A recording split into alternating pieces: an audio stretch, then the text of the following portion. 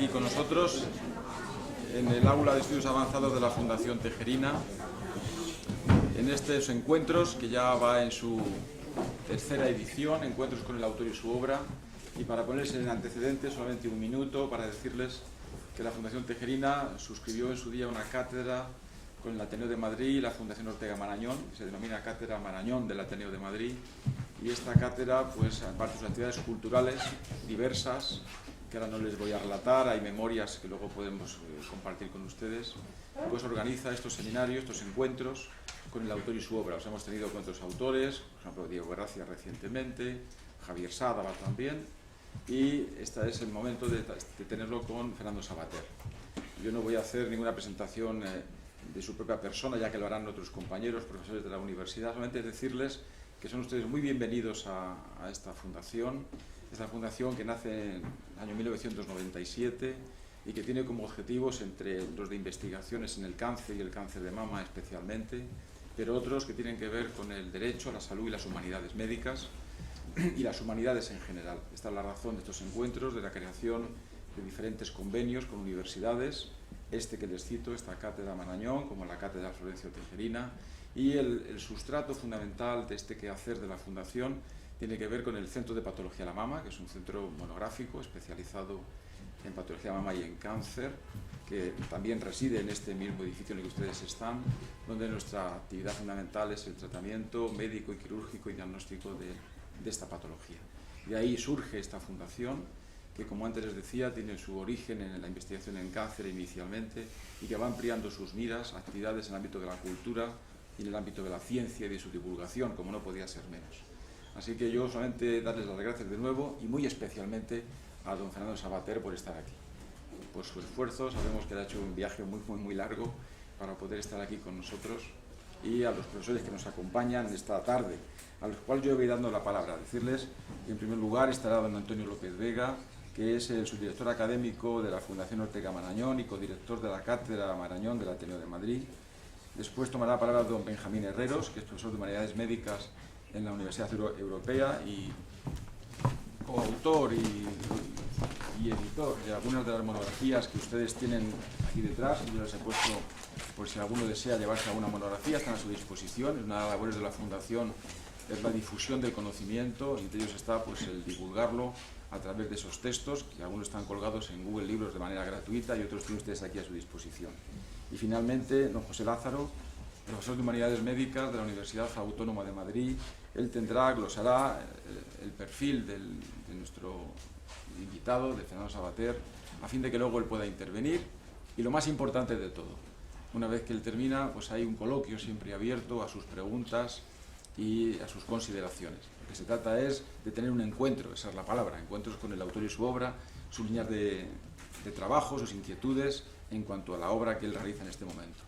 Y al final él me ha prometido rápidamente el que nos va a permitir que aquellos que yo sé que algunos se han traído algún libro, recuerdo, desde Ética para Amador a Ética de Urgencia recientemente, o los 10 mandamientos, o la vida eterna, etcétera, etcétera, pues él muy gustosamente pues lo va a poder hacer una dedicatoria a aquellos que ustedes quieran.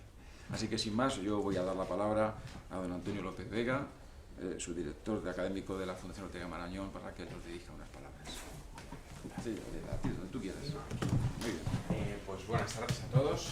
Para mí es una satisfacción estar aquí con todos ustedes, con Fernando Savater, que es viejo amigo y además ha frecuentado mucho la Fundación, también cuando era Marañón, cuando ha sido Ortega Gasset y ahora Ortega Marañón, y por tanto para nosotros que siga participando en actividades como esta, que tanta importancia tiene para el proyecto académico que Fernando Vallespín y yo dirigimos en la Fundación Ortega Marañón, pues es una enorme satisfacción. Fernando, muchísimas gracias otra vez por acompañarnos. Yo no me voy a enrollar porque, como venimos a escucharla a él, solo voy a decir dos cosas que me gustaría recalcar de la trayectoria. Aquellos de los que ha acabado siendo amigo, Octavio Paz, Sánchez Ferlós y otros muchos, pero, como decía Borges, recuerda con gran placer y con gran orgullo lo que ha leído, mucho más que lo que ha escrito. Esto, pues, se puede deber a muchas razones. Yo pienso que una de las fundamentales es la absoluta falta de petulancia con la que él considera su propia obra, De hecho, pues en uno de los diálogos que solemos tener de vez en cuando, hace un par de años, yo le planteé esta cuestión y él me decía, cuando uno llega a cierta edad empieza a analizar por qué no ha hecho cosas de más envergadura. Yo lo que suelo hacer son libros como La vida eterna, y una cosa es que uno llene muchas resmas de papel porque hay que ganarse la vida y hay que entretenerse, y otra cosa es que uno piense que lo que realmente merece la pena, que eso yo no lo he creído nunca en mi vida. Entonces, ¿por qué, si uno no es completamente imbécil, no hace algo de más envergadura? Y se da a sí mismo la respuesta, que dice, mi respuesta es que yo siempre he sido un escéptico, nunca me he creído en el fondo nada, y no se puede ser un verdadero filósofo si uno es verdaderamente escéptico, y mucho menos cuando lo mezcla con un sentido del humor, lo cual da lugar a una gran esterilidad a la filosofía. Bueno, yo creo que esto es una modesta exageración, pero el hecho es que, viendo de esa manera su propia obra, la Fundación Tejerina hoy nos convoca a hablar de Fernando Savater y su obra, y a mí lo primero que me gustaría, la primera, digamos, reflexión que me gustaría hacer sobre esa obra, es que es una obra en constante evolución como buena obra de pensamiento, porque pienso que por definición cambiar es pensar, es cambiar de ideas, y en esa obra es muy evidente que hay como mínimo dos obras. Hay que distinguir un Savater I y un Savater II, como se ha hecho en la historia de la filosofía con Wittgenstein. Siempre se dice que hay un Wittgenstein I y un Wittgenstein II, y como yo pienso que hay que hacer con Freud, hay un Freud I y hay un Freud II. En el caso de Wittgenstein es algo en lo que todo el mundo está de acuerdo, es muy conocido.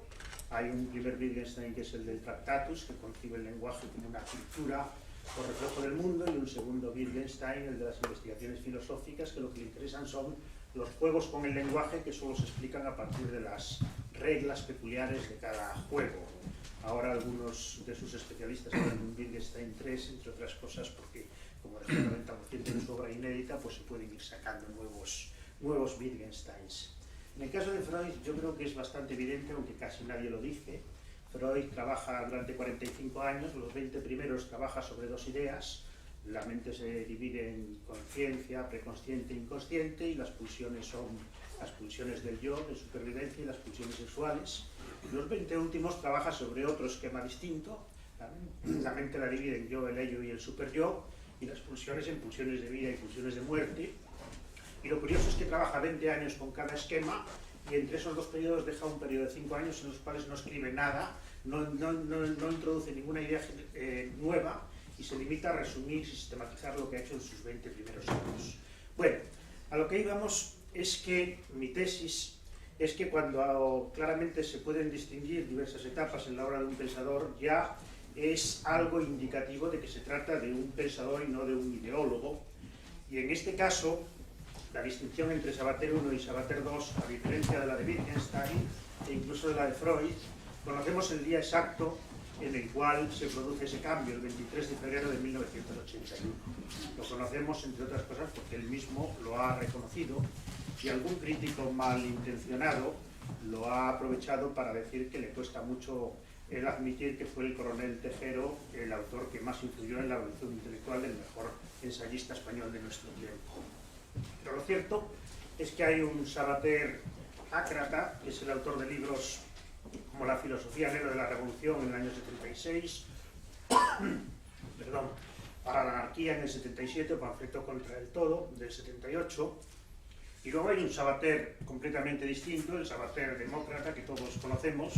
Ese Savater II escribe libros como Ética para Amador, Humanismo impenitente o Ética como amor propio, y todos los que vienen después en esa misma línea. La explicación que en sus memorias él da sobre la importancia que tiene ese giro la plantea en los siguientes términos. Dice, a fin de cuentas, lo que nos desperta.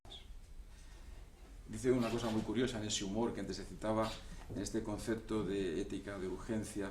Cuando alguien se está ahogando, no podemos ayudarle en ese momento intentando enseñarle a nadar, habrá que hacer otra cosa. En este tiempo hay que reconocer que la curiosidad se despierta solo por el esfuerzo y la dificultad. Estamos sufriendo una especie de bulimia informativa donde está todo mezclado, lo verdadero y lo falso. La filosofía no sirve para salir de dudas, sino para entrar en ellas. El dinero no otorga la felicidad, pero es una buena promesa, sobre todo cuando se tiene. Dice Sabater que la ambición, cita a la obra de Shakespeare, a veces la ambición, como otros vicios, lo que hacen es empujarnos para salirnos de lo humano, salirnos de la humanidad. Y eso nos convierte en enemigos de nosotros mismos. Finalmente, una cita que él hace del gran autor, que él trabaja en otras obras de Voltaire: quien no tiene las virtudes de su edad tendrá que cargar con sus defectos.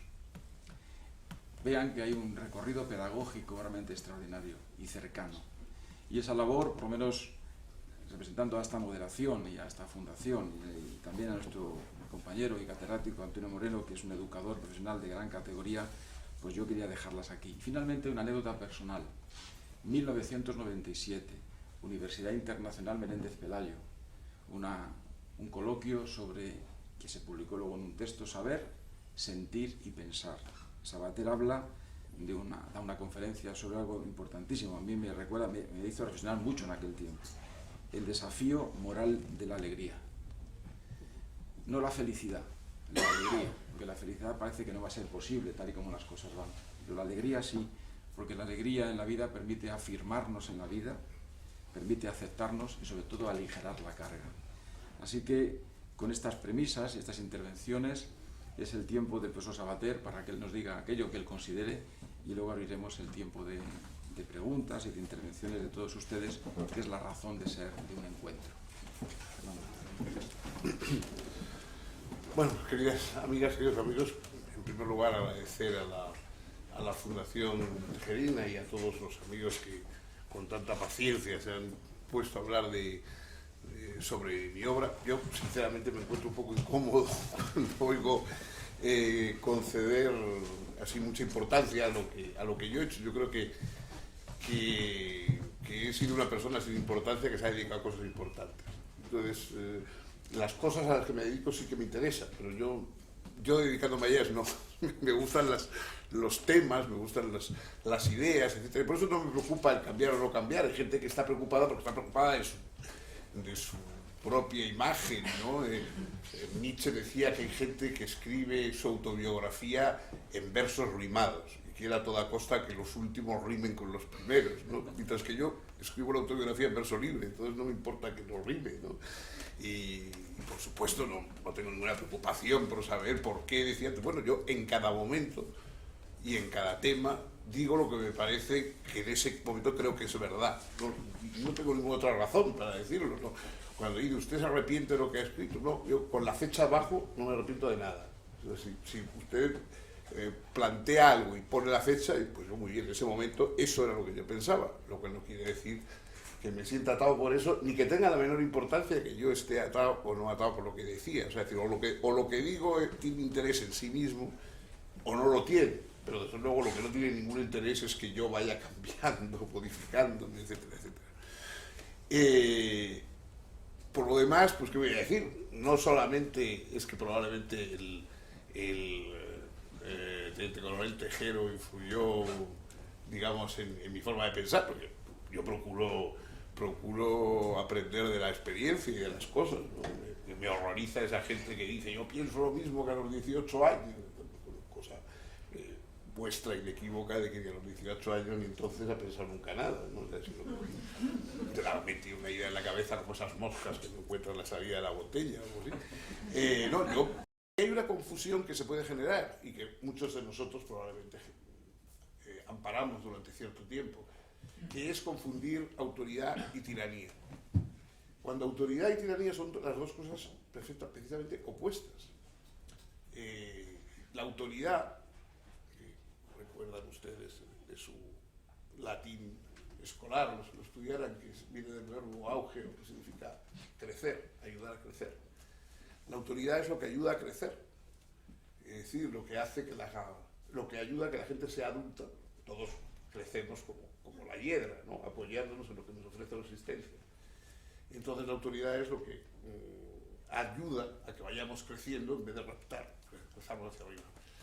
Y en cambio la tiranía es lo contrario. La tiranía lo que quiere es que todo el mundo sea niño siempre y tratar a todo el mundo como si fuera niño y decir usted no se preocupe, mando yo le dirijo yo.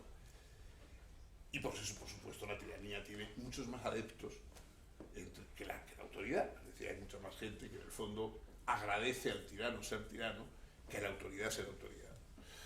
Y bueno, eso es una cosa que uno descubre con el tiempo. Y probablemente, efectivamente, el coronel Tejero y algunos otros acontecimientos sirvieron para que yo aprendiera a distinguir, y entonces fue el momento en que me pareció importante la educación.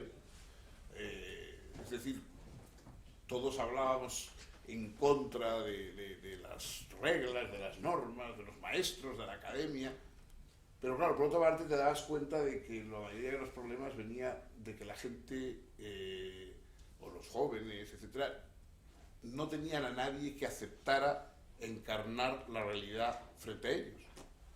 Es decir, probablemente en nuestra época moderna uno de los males es que nadie quiere ser senior, ¿no? Nadie quiere ser padre, nadie quiere ser adulto, nadie quiere ser profesor, ¿no? Porque eso son actitudes antipáticas, ¿no? Llegamos a una época en que todo el mundo, pues el padre, los padres te dicen, yo soy el mejor amigo de mi hijo y tal. Puede usted probar a ser su padre, que es más original, porque amigos tiene otros, pero padre solo tiene usted ocasión de ser padre, ¿no? Y la madre que dice, a mí me confunden con la hermana mayor de mi hija, tal, serán los cortos de vista.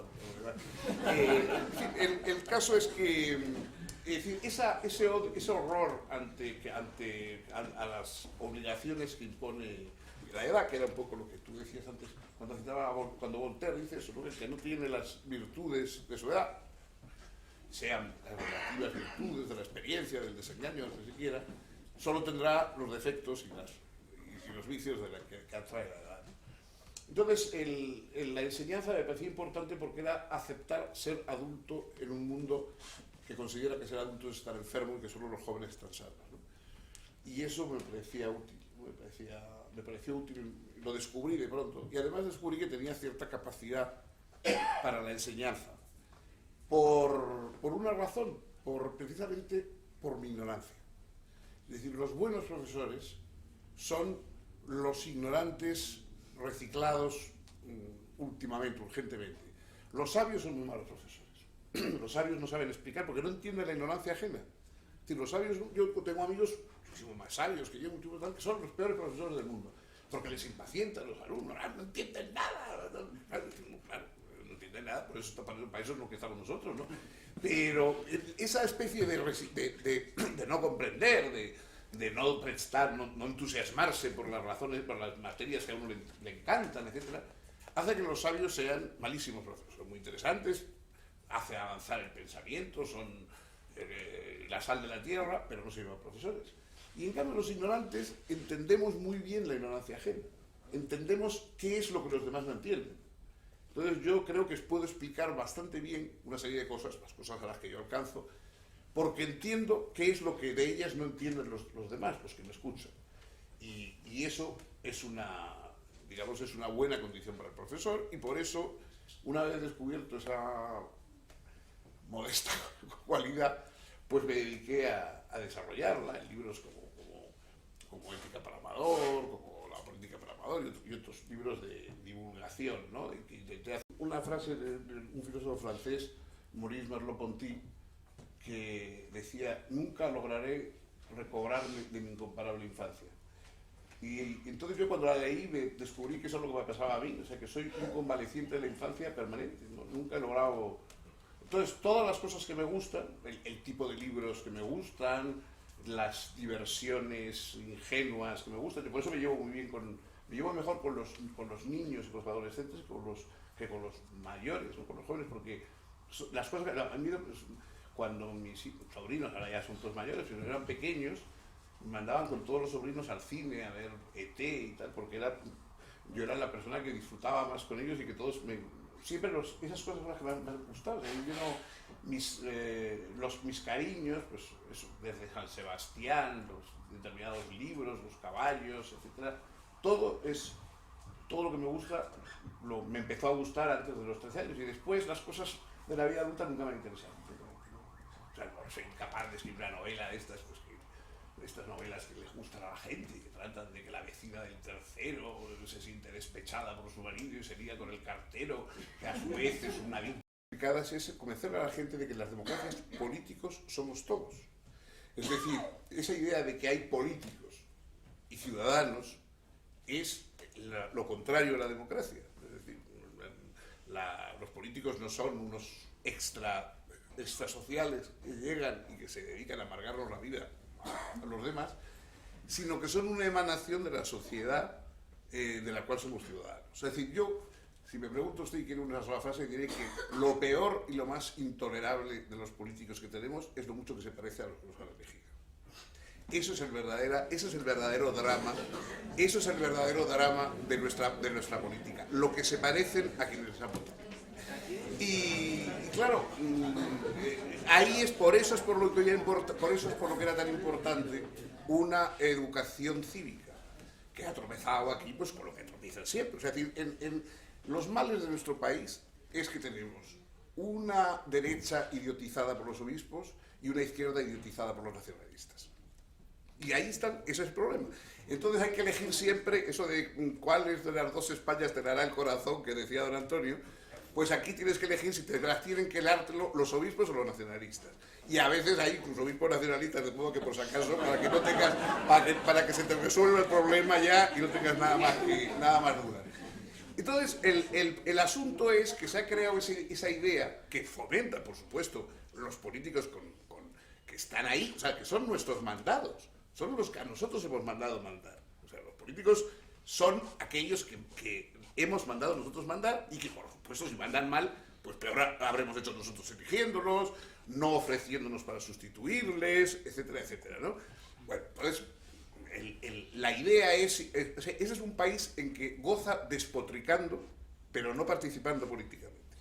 Yo recorrí institutos, escuelas, etcétera, hace 15 años, hablando con los jóvenes, y les decía que tenían que comprometerse en política, y que tenían que meterse en política, y que si ellos no hacían política, otros lo harían en su lugar y probablemente contra ellos, etcétera. Todo el mundo se reía amablemente de mí. Pásame de política, eso son cosas antiguas, son vosotros, ¿qué tal? Vosotros estáis obsesionados, pero eso ya... Tal. Llegó la crisis, y entonces inmediatamente todos los apolíticos se han hecho antipolíticos. Pero lo que no conseguimos nunca es tener políticos. O sea, hemos pasado de los apolíticos, que no se preocupaban de nada, a los antipolíticos que dan una estaca a la puerta del Congreso a pegarle a los políticos en la cabeza cuando los ven. Pero políticos, eso seguimos sin tener. Y eso es lo malo. Eso es lo malo. Me acuerdo, hace unos años, un periodista francés de Le Figaro, que vino a hacer una entrevista y me preguntaba, y decía, fíjese usted, porque claro, España tiene una peculiaridad, díganmelo a mí, tiene peculiaridades especiales. Por ejemplo, en Europa sorprende, claro, esto de que la ministra de Sanidad no tenga nada que ver con la sanidad profesional, eso en España, en Europa sorprende. Digo, en España algunos también, digo, tampoco creo que, Oscar, algunos no somos tan raros, algunos nos sorprende también, pero en fin. Bueno, este tipo de cosas, evidentemente es lo que sea, de alguna manera, la idea de una asignatura que algunos hemos propugnado desde mucho antes que Zapatero estuviera en la mente del señor, algunos propugnábamos la idea de una educación ética cívica, educación cívica, como se llame. Pero claro, eso inmediatamente tropezó con la oposición del clero, que solamente admite la ética si es como una alternativa para justificar que la religión esté incluida. Entonces, todo lo que sean valores ciudadanos de otro tipo, y sobre todo si son valores ciudadanos que pueden dar un perfil social diferente, inmediatamente tropieza con la animadversión. Y entonces, claro, pues ahora nos volvemos a encontrar sin una educación cívica. Claro, unos ciudadanos sin educación cívica pues seguirán creyendo que los políticos son esos, unos señores que han venido y que están ahí, que qué le vamos a hacer y que hay que pegarles. O sea, la gente tiene una postura totalmente como si fuera el teatro con los políticos. A unos los aplaude, a otros los silba y tal cual, pero nadie sube al escenario. ¿Qué es lo que tienen que hacer? Pues eso. Continuamos la ronda de preguntas, de opiniones. Negó siempre adoptar el apellido de su marido, iba vestido con ropas masculinas en aquella época. Bueno, en fin, era un personaje notable, Elizabeth Ley. Y a su primer hijo le puso de nombre Arturo. De modo que, de algún modo, algo quedó de aquellas sesiones de posado en Frankfurt en el último año de la vida de Schopenhauer. Entonces, bueno, me inventé una bonita que se hizo efectivamente en televisión. Fue uno de los primeros papeles que hizo protagonistas Cayetana Guillén, que hacía de Elizabeth Ley en aquel momento. Y bueno, entonces yo, con el desorden habitual de mis cosas, había perdido completamente, que no sabía ni dónde estaba, y una amiga con la cual que ha dirigido obras mías, María Ruiz, que es con la cual he hecho yo algunas letras, un día de pronto me dijo, oye, he encontrado el texto de aquella cosa que hiciste tú para televisión, y lo volví a recuperar, con el pretexto de pasarlo al ordenador, lo reescribí otra vez entero, y se lo mandé a Jorge Raldí, ahora va a salir en anagrama, de modo que, pero en fin, últimamente conseguir que le monten a una obra de teatro es complicado, es una cosa difícil, pero bueno, yo no pierdo las esperanzas. Yo no quisiera abusar, pero antes citaba a Aristóteles. Hay un pensamiento de Aristóteles que a mí siempre me ha llamado bastante la atención, porque a lo mejor es algo que desgraciadamente en estos momentos no está de moda. Ya sabe que Aristóteles decía que la amistad es la medicina del alma. Entonces quisiera saber qué valor le concede en estos momentos a la amistad profunda, porque además eso tiene una conexión evidente con la ética si uno en la vida se maneja o discurre su vida por comportamientos éticos. Bueno, efectivamente, sí, una de las partes más hermosas de la ética de Nicómaco es la que dedica Aristóteles a la amistad. Dice usted que esa frase quizá no se recuerda pronto, no se recordará nada, ni de Aristóteles ni de ningún otro filósofo, porque como ya saben ustedes, ha desaparecido la historia de la filosofía del bachillerato, va a desaparecer, bueno, todo rastro filosófico. Creo que la filosofía aparece como una optativa entre otras 14, dibujo lineal, flauta dulce, no sé qué. Entonces, evidentemente dentro de poco nos acordaremos de Aristóteles, usted y yo, y a lo mejor pues Carlos García Gual, pero vamos, prácticamente nadie más. Bueno, y efectivamente, sí, yo creo que la amistad es uno de los cordiales, ¿no?, de la vida. De vez en cuando la vida tiene así como un trago que te anima, y la amistad es uno de ellos. Lo que pasa es que es complicado porque hoy hemos sustituido la amistad por los conocidos, ¿no? Es decir, yo soy amigo de fulano. Digo, fulano es un señor que te ha saludado una vez, un día a la salida o a la puerta de un acto y tal. La idea esta del amigo como el otro yo, etcétera, que dice Aristóteles, y Montaigne, ¿no?, eso es más complicado, pero yo creo que es también una suerte. O sea, es decir, cuando verdaderamente a uno le toca un amigo, en ese sentido es un beneficio extraordinario. Adelante, por favor. Yo solo quería felicitarte porque me parece que has roto el molde de lo que es un pensador, pues con aspecto serio, distanciado, ¿no? Y bueno, a mí me encanta, siempre que te he oído, he leído casi todo lo tuyo, me parece que es importante. Y yo además como pediatra creo que haber anclado parte de tu vida en esa infancia, sin una nostalgia un poco patológica, porque es verdad, lo dices como con alegría, ¿no? A mí me parece muy importante. Eso además me parece difícil, o sea, tener una parte de tu vida anclada en esa infancia, pero no estar con algo como patológico. Me parece importante y solamente quería eso, felicitarte, porque me parece que sí, que transmites una idea muy, no sé, alegre por la vida, de lo que cuentas, y eso no siempre suele ser con los pensadores ni con los filósofos. Porque hay otros pensadores más serios. Ahora bien, ¿hay otra misma pregunta? Sí. Como persona que trabaja en sus obras y explora los sentimientos religiosos, ¿qué piensa del papel de la religión en la sociedad?